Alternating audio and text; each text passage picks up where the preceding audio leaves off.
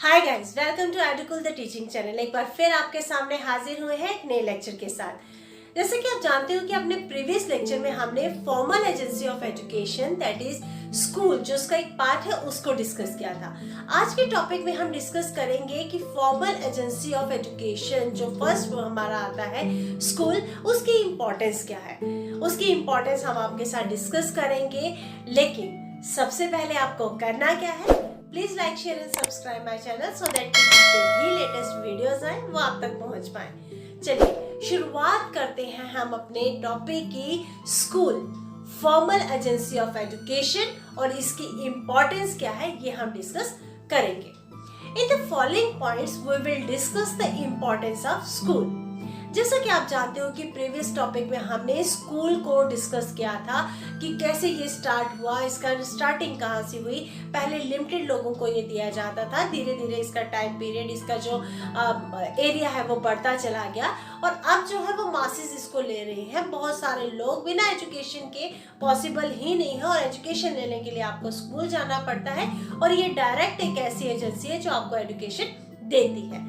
अब इसकी इम्पोर्टेंस क्या है, क्या क्या काम हमें मिलते हैं या क्या क्या बेनिफिट्स इससे हमें होते हैं। सबसे पहला है complete development of the individual. पहला पॉइंट अगर आप लेकर चले तो इसमें आ जाएगा कंप्लीट डेवलपमेंट ये करती है किसकी, एक बच्चे की। एक जो स्टूडेंट जो हमारे पास आता है उसकी ओवरऑल डेवलपमेंट कहाँ पे हो जाती है, स्कूल में हो जाती है। हम इसे एजुकेशन का मतलब मॉडिफिकेशन ऑफ बिहेवियर तो बोलते हैं, लेकिन आप याद कीजिए बहुत सारे टॉपिक्स में हमने ये डिस्कस किया है कि education means all round development of the child, जहाँ पे बच्चे की सभी एस्पेक्ट्स को हम क्या करते हैं, डेवलप करते हैं। अब complete development of the individual में the school is meant for the complete development of the individual physical, intellectual, emotional, social, aesthetic, moral and spiritual development. Though its curricular and co-curricular activities like debates, excursion and trips, games and sports, the school help in the all-round development of the individual. अब यहाँ पे उसने बात किया है complete development of the child होती है, proper development of the child होती है, जिसमें बच्चे की फिजिकल डेवलपमेंट आ जाती है, बच्चे की इंटेलेक्चुअल डेवलपमेंट, शारीरिक तौर पे बच्चे को हम डेवलप करते हैं, उसको मानसिक तौर पर करते हैं, उसको इमोशनल के तौर पर करते हैं, इसके साथ साथ सोशल डेवलपमेंट हम उसकी करते हैं, मॉरल वैल्यूज उसमें हम इनकलकेट करते हैं। लेकिन करते कहाँ पर है, सिर्फ स्कूल में करते हैं जहाँ पे डायरेक्टली हम इन वैल्यूज को बच्चे में डालते हैं। साथ ही में हम कहते हैं कि को करिकुलर एक्टिविटीज में भी बच्चे को हम इन्वॉल्व करते हैं ताकि उसकी ऑलराउंड डेवलपमेंट हो जाए, क्योंकि क्लासरूम में एकेडमिक्स में बच्चा मेंटली डेवलप होता है, मॉरली डेवलप हो जाता है, लेकिन जब बाहर जाएगा, जब को करिकुलर एक्टिविटीज में, जब पिकनिक जाएगा, जब एक्सकर्शन पे जाएगा, जब स्पोर्ट्स में जाएगा तो बहुत ज्यादा जैसे कोऑपरेशन की वैल्यूज, सेक्रीफाइस की वैल्यूज, ये सारी चीजें वहां पे डेवलप हो जाती हैं जब वो को करिकुलर एक्टिविटीज में इन्वॉल्व होगा। अगर टोटलिटी में हम इस बात को ले तो complete development of the individual होती है स्कूल में। बच्चे की पहली इंपॉर्टेंस स्कूल की ये है कि बच्चे की अगर डेवलपमेंट कंप्लीट करनी है, complete development of the child चाहिए आपको, तो बच्चे को स्कूल भेजना जरूरी है और इसकी सबसे पहली इंपॉर्टेंस जो है ये आ जाता है। सेकंड आगे बढ़ते हैं हम, ट्रांसमिशन ऑफ कल्चर। आप ये भी जानते हो कि पहला जो मकसद था स्कूल को स्टार्ट करने का वो यही था कि हम ट्रांसमिट करें, नेक्स्ट जनरेशन तक हम अपने कल्चर को आगे लेकर जाएं। School is the saver of the culture traditions. School ही ऐसी चीज है जो बचाता है हमारे कल्चर को, हमारे ट्रेडिशन को बचाता है, क्योंकि जैसे जैसे टाइम चेंज होता जा रहा है तो हम अपने ट्रेडिशन को बच्चों तक पहुंचाने के लिए हम अपना टाइम ही नहीं निकाल पाते हैं, हमारे पास इतना वक्त नहीं होता है। तो एक स्कूल ही बढ़ता है जो डायरेक्टली क्या करता है, हमारे जो ट्रेडिशन को अगली जनरेशन तक लेकर जाता है। It transmits the cultural values of the society to the people. It also helps in enrichment and modification of culture by constantly reorganizing and reconstructing human experiences.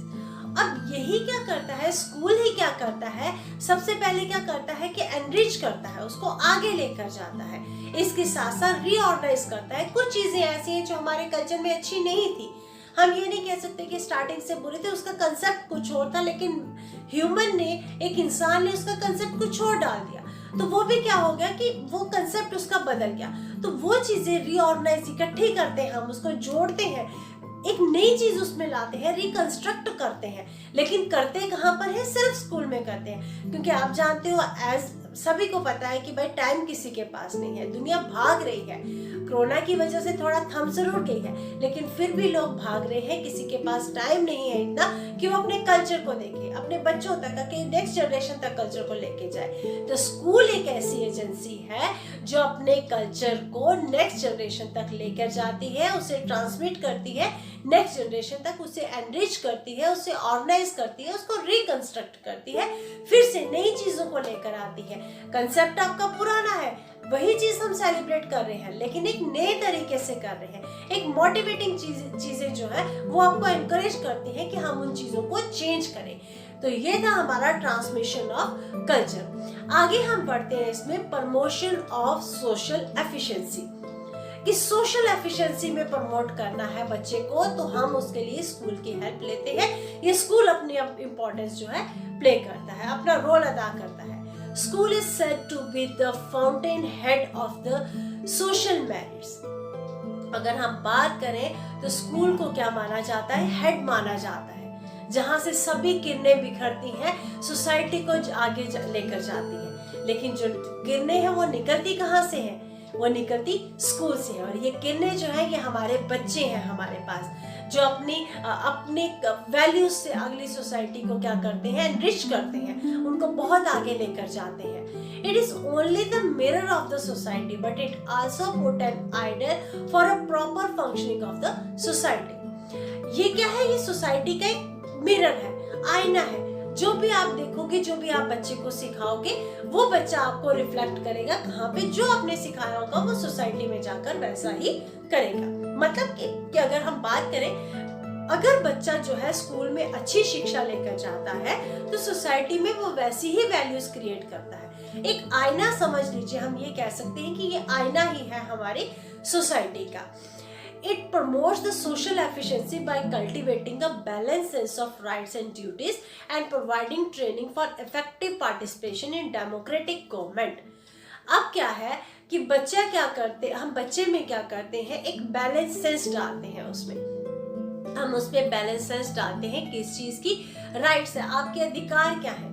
अधिकार तो सबको पता है, लेकिन आपकी ड्यूटीज क्या है ये भी हम बताते हैं। स्कूल में ये भी बताया जाता है कि सिर्फ अधिकार ही मत लो, लेकिन आपके कुछ नेशन के लिए, अपनी सोसाइटी के लिए कुछ कर्तव्य हैं, वो भी आपको क्या करने हैं? पूरे करने हैं। तो वो क्या है? वो स्कूल ही आपको बताएगा कि आपकी ड्यूटीज क्या है। By providing training for effective participation in the democratic government. Government भी कौन बनाएगा? 18 ईयर्स के बाद हर बच्चा क्या है? गवर्नमेंट बनाने के काबिल बन जाता है, और उसे पता है कि उसको किसको चूज करना है, किसे अपने नेशन को आगे लेकर जाने के लिए वोट देना है।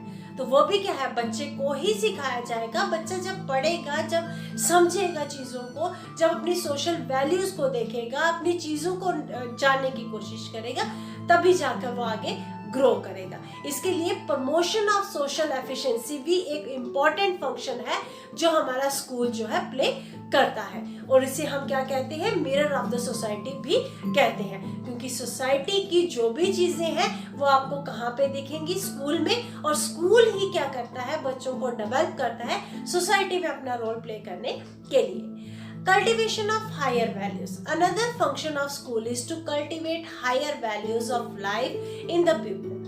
एक बहुत इंपॉर्टेंट कंसेप्ट है ये, कल्टीवेट करना हायर वैल्यूज का। वैल्यूज तो सभी कल्टीवेट करते हैं, कुछ न कुछ वैल्यूज हम सबको देते हैं, लेकिन हायर वैल्यूज एक ऐसी वैल्यू जो आपको तो ग्रो करती है लेकिन आपके समाज को भी ग्रो करती है। वो क्या करते हैं? हम स्कूल में बच्चे को डेवलप करवाते हैं।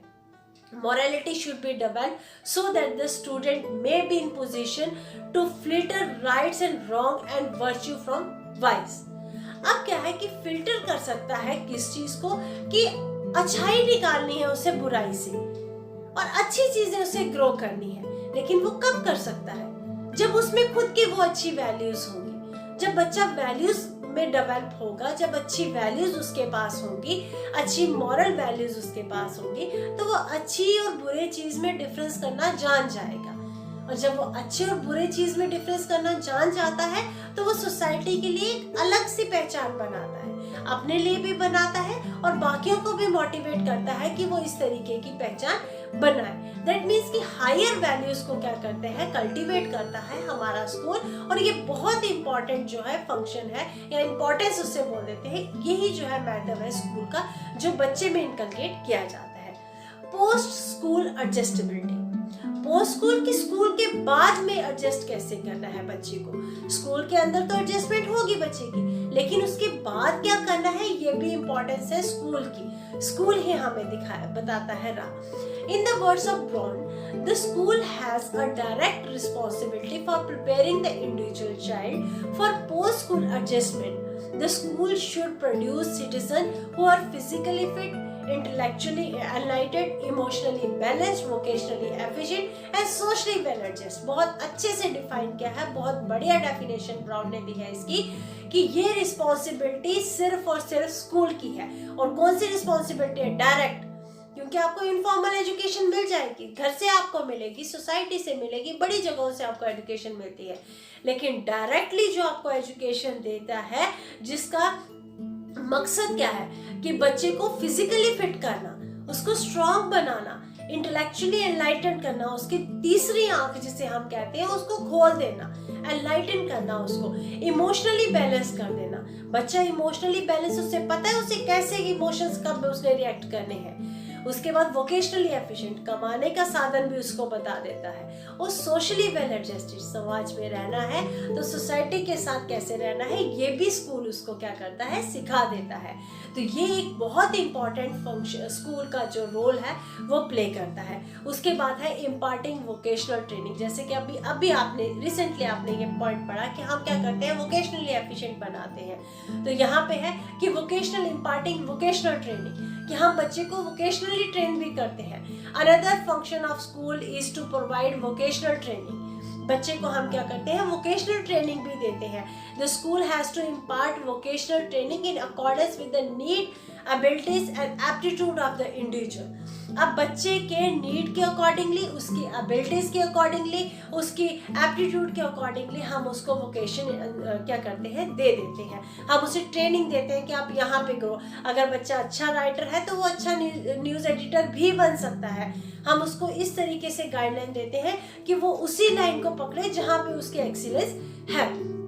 Need and trends of the society should also be kept in the mind.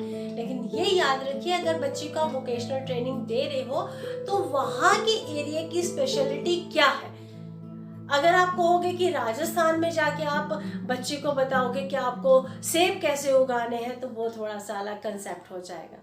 आपको ये देखना है कि अगर कश्मीर में रह रहा है बच्चा तो वहाँ की लोकेलिटी उसको क्या मांग रही है, उस तरीके से उसको वोकेशनली डेवलप करना है। अगर राजस्थान में रह रहा है, अगर दिल्ली में रह रहा है, जहाँ पे वो रहता है उसकी सोसाइटी की जो सर्कमस्टांसेस हैं, जो कंडीशंस हैं, उसके अकॉर्डिंगली उसको क्या करना है, वोकेशनली ट्रेन करना है, ताकि वो जो वहाँ पर करे वो उसकी आगे फ्यूचर अर्निंग के लिए सक्सेसफुल रहे या उसको हेल्पफुल रहे। Developing national unity. If you want to save your nation from the complete fragmentation, it is essential to develop a sense of national unity in all men and women। अगर आप चाहते हो, दिल से आप चाहते हो कि बिल्कुल तितर बितर होने से हमारी कंट्री बच जाए, तो इसमें सबसे पहले जो स्कूल का काम है कि एक सेंस डेवलप करनी हर इंसान में, क्या, नेशनल यूनिटी की, राष्ट्रीय एकता। हम कहाँ पर रह रहे हैं, किस देश में रह रहे हैं, हमारे कर्तव्य क्या है, हमें यूनाइट होना है, एकजुट होकर रहना है, ताकि हम किसी और चीज से डरे ना। मतलब कि हमें नेशनल यूनिटी के साथ रहना है। It is the function of the school to improve national unity. और ये स्कूल का सबसे बड़ा फंक्शन है कि बच्चे में वो क्वालिटीज डेवलप करता है, अपने नेशन के लिए उसकी जो वैल्यूज है वो डेवलप करता है। और अगर नेशन को बचाना है तो ये क्वालिटीज जो है बच्चे को डेवलप करनी पड़ेगी। और पहला काम होगा स्कूल का ये क्वालिटीज डेवलप करवाना। एजुकेशन ऑफ द पेरेंट्स, ये बहुत इंपॉर्टेंट पॉइंट है कि पेरेंट्स को भी एजुकेशन देना है। Another function of the school is to educate the parents so that they may maintain the better Holmes.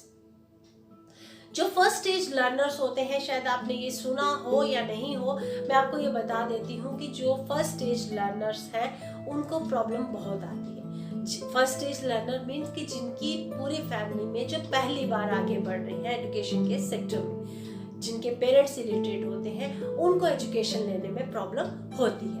और एक इम्पॉर्टेंट पॉइंट जो मैं डिस्कस करूंगी कि पेरेंट्स को एजुकेट करना जरूरी है, क्योंकि अगर पेरेंट्स एजुकेट रहेंगे तो वो घर का माहौल सही रखेंगे। जब घर का माहौल सही रहेगा तो बच्चा हेल्दी डेवलप होगा, और जब बच्चा हेल्दी डेवलप होगा आपकी सोसाइटी डेवलप होगी, और जब सोसाइटी डेवलप होगी तो नेशन जो है ऑटोमेटिकली ग्रो करेगा।